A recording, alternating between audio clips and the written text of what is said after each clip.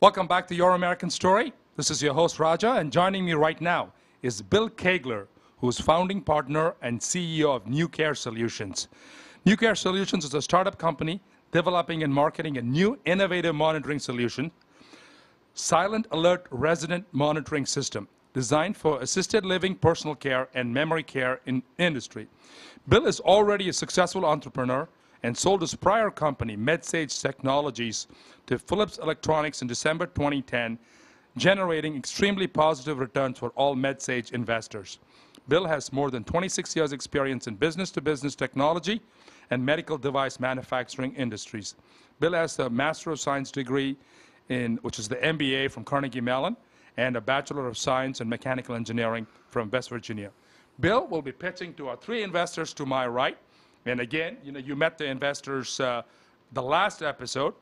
We have Mike Stubler, Managing Director and Co-founder of Draper Triangle Ventures, Ned Renzi, Founding Partner of Birchmere Ventures and Birchmere Labs, and Jim Jordan, who's Vice President and Chief Investment Officer of Pittsburgh Life Sciences Greenhouse. Ladies and gentlemen, here is the format. Bill will start off with a 4-minute pitch to our three investors. Our judges will go in order, and each judge gets 3 minutes to use as they choose, either to provide feedback or ask questions. The responses from the entrepreneur will be included in this 3-minute segment. After the judges' segments, Bill will have 1 minute to make a closing statement. Daryl Grandy, our radio producer, will let us know when we have a minute and hold the red flag up when time is up. Bill, please proceed. You have 4 minutes to make your pitch. And thank you all, and welcome to the show. Thanks.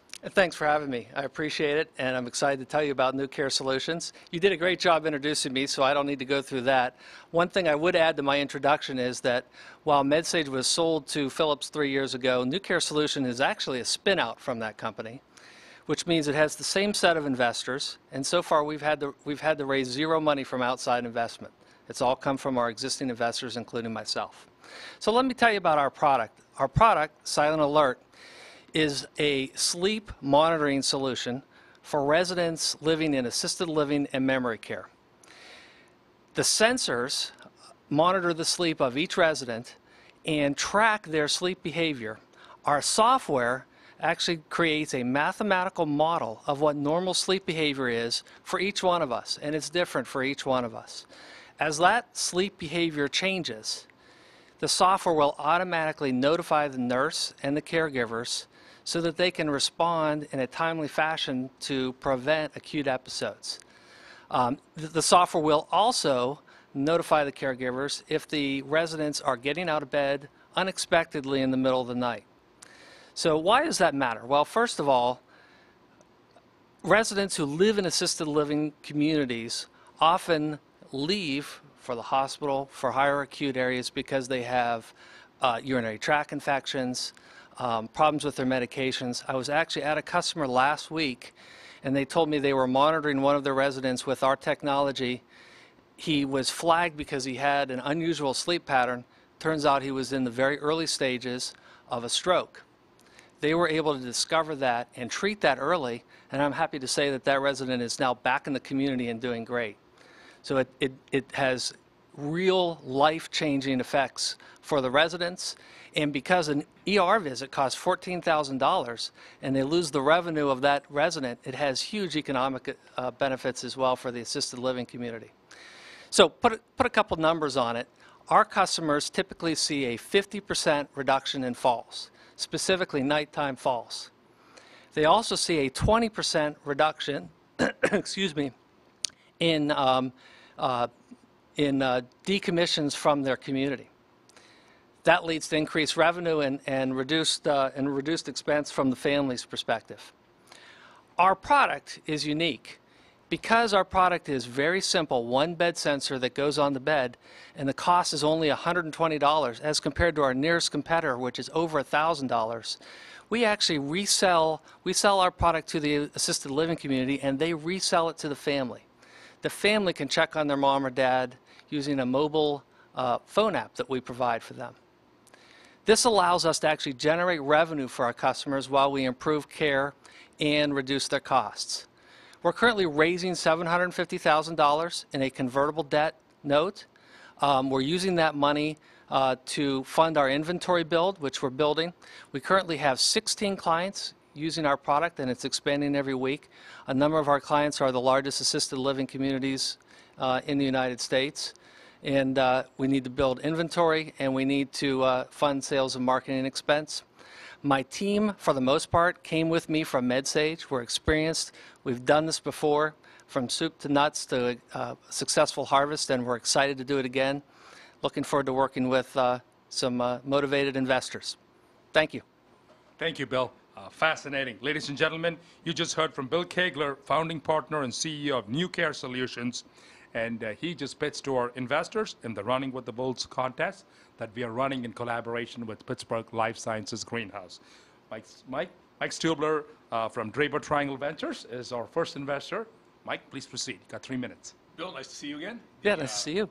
I think in one earlier version of your business plan, you were, as I recall correctly, you were focused on the home market and That's correct. marketing to caregivers. I'm just curious if you could talk a little bit about what you learned there and the kind of the transition to the long-term care market. Yeah, it's a great question, Mike. We did start out with home, and there's a couple problems really with the home market. First of all, the home market is a larger market, but the cost of sales to reach individual homes is much higher. This market is a B2B sale. That's what MedSage was. That's what my entire career has been, from a B2B side, and my team is good at that. A consumer model is very different and much higher expense from a venture perspective. We do still sell our product into independent living, but we'd rather partner with assisted living communities and let them sell it into those homes rather than us do it individually ourselves. So who is it in the long-term care facility that's actually making the sale on your behalf? I mean, who? Another great question. So what happens is that we actually integrate, we have a program called our Family Plus program, and it's integrated with their risk assessment process. So when a resident comes into the home, once a quarter they do a risk assessment of, are they a risk for falls, which is a huge problem for them? Are they a risk for UTIs or other urinary tract infections or other issues? And if they are a high risk, they recommend this to the family. So there's kind of a programmed process they use. And that's generally the nurse or the executive director for the community. Just one really basic question, and this may be silly, but in just terms of monitoring bed movement as it relates to falls, once somebody's out of the bed, isn't it too late? Well, once they're out of the bed, there's a couple things. We eliminate falls by letting somebody know as soon as they're getting out of the bed. Now, if they roll out of the bed, we're not going to stop that. But they're getting out and going to the bathroom, and a lot of times they're falling on the way or on the way back. And right now what they do is they go in and they check once every couple hours to see if they're still in bed, if you can believe it. That's the state of the art today. And with this, they know they're there within seconds. So do we prevent them all? No. But we do cut them down drastically. And by the way, getting ahead of these health conditions lowers their risk and susceptibility to falls. And that impacts falls all day long, even when we're not monitoring them. I know, like California, for example, has some very strict rules around long-term care facilities and how they're managed. Are you finding any better state markets than others because of some of the state regulations? Well, California is not the only one that has tough regulations on these organizations. For instance, if you put an audible alarm, what they call a bed alarm, on a bed, that's actually considered a restraint in most states and against the law. Some blaring audible alarm is against the law. So those are great opportunities for us. And then you have other states that, because of their reimbursement environment, they're better for us. Pennsylvania happens to be a great area for us. Texas is a great area. Florida, not so much because of their reimbursement. Even though we're private pay, we're affected by the reimbursement environment in that state. Thanks. Thank you, Mike. I'm going to turn this over to our next investor, Ned Renzi, from Birchmere Ventures. Hey, Bill. Hey, so I want to follow up on one of the questions Mike had asked, where you had mentioned you're selling this B2B sell, and then the nursing home or assisted living facility is then reselling this to the customer. I'm unfamiliar with that model, so maybe just tell me, it's a key piece of your business and growth. So do they have a track record of upselling and cross-selling other products to customers like this? It's a great question. The answer is some of them do and some of them don't. So if you go to a typical, first of all, they are private pay. So they're used to selling a service to a family or to a resident. Some of those communities are used to selling one package, one price fits all. Those communities are not as good at reselling a service like this, but they are shrinking in terms of the percentage of the total marketplace. The market is trending towards, I've got a base service, and then I've got a layer of services on top of that depending upon your needs. And when you need them, then we'll recommend them.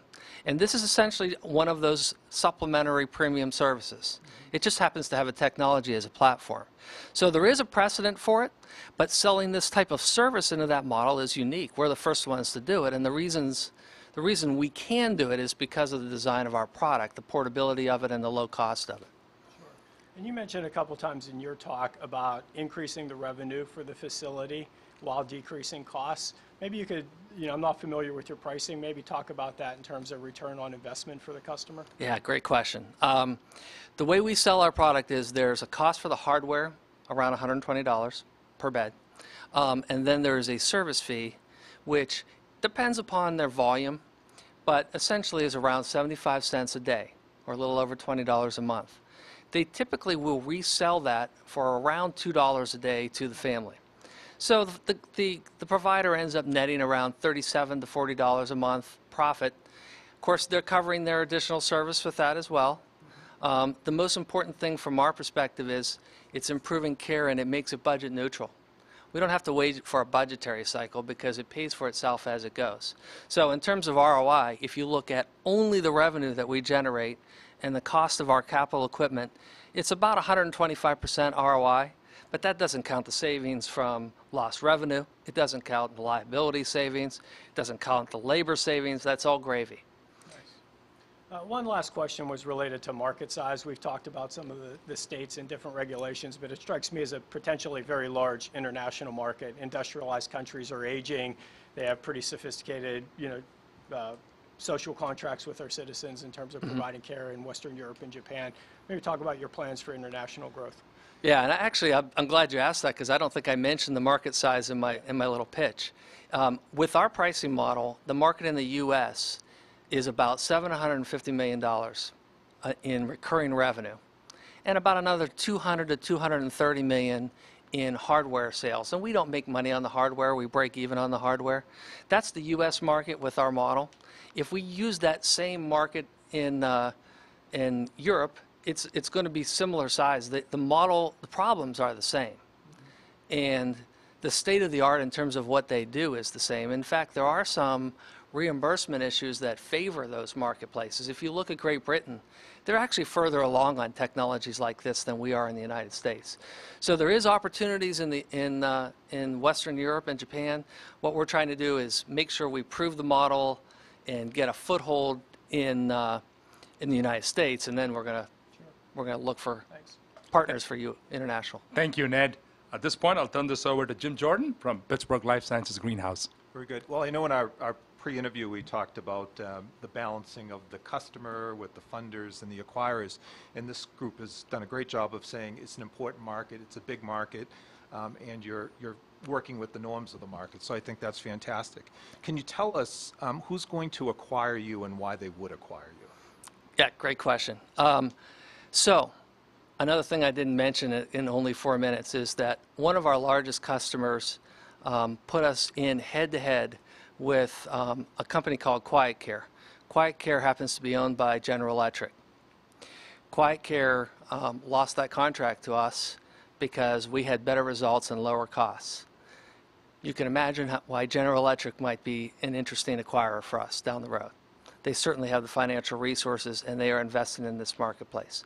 Other large companies that are investing in the assisted living and long-term care marketplace in general, Philips, the company that I sold my last company to, is a company that's investing in this area.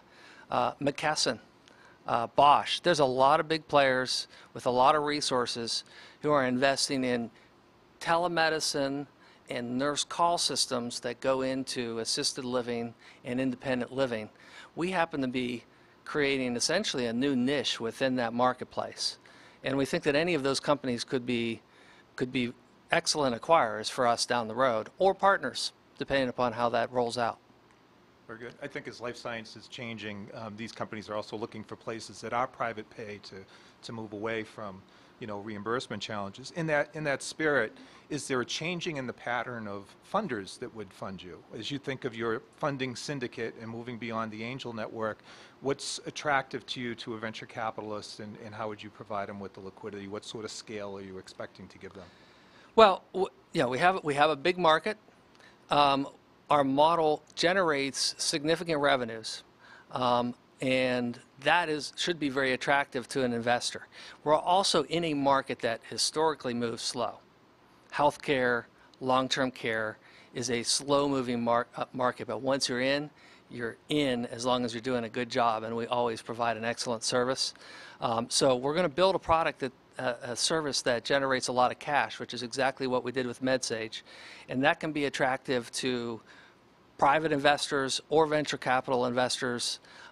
It's going to be extremely attractive to strategic investors who are focusing in that long-term care space and have other businesses that complement that. And there's a number of those that are out there investing in that space, because obviously it's a huge growing space and it's going to double over the next 20 years because of the demographics that overpower it. Excellent. Thank you. Thank you, Jim. Ladies and gentlemen, you've gotten a behind-the-scenes look at how investors really, talk to entrepreneurs and make their decisions. Bill, you have a minute to make a closing statement. All right, thank you. But in closing, when I look at a business like this, the first investor is me. I've invested a significant amount of my own cash and obviously a lot of my own time and energy into this business. I believe in it. And so when I look at what makes this thing attractive to me, I look for technologies that are protectable. We have 5 patents pending on this technology. Markets that are growing with a proven real need, and a product that's proven to give results, and a team that has a history of producing and delivering. And in my opinion, we hit all of those criteria. The last thing I look at is, what's the long-term strategy here, and is there a harvest that makes sense not only for the investors, but for the customers as well? It has to make sense for both. And there are a lot of alternatives for us in that area as well. So I'm excited about this business. I hope you guys are as well. That's my closing. Thank you. Yeah, thank you, Bill, and thank you, investors. Ladies and gentlemen, our investors and our entrepreneurs make an impact in terms of creating products of value and jobs and impacting people's lives. Now, you too can participate. If you liked what Bill had to say, go to our website. It's called youramericanstory.com. And at 4 p.m. today, the website opens and you can cast your vote. You can cast your vote and you can determine if he should get the audience award. And the audience award not only gets your award, but $2,500 cash. Do I have like a number I put up, like American Idol? No. Again, thank you all. We're going to take a commercial break, and we'll be right back. Thank you.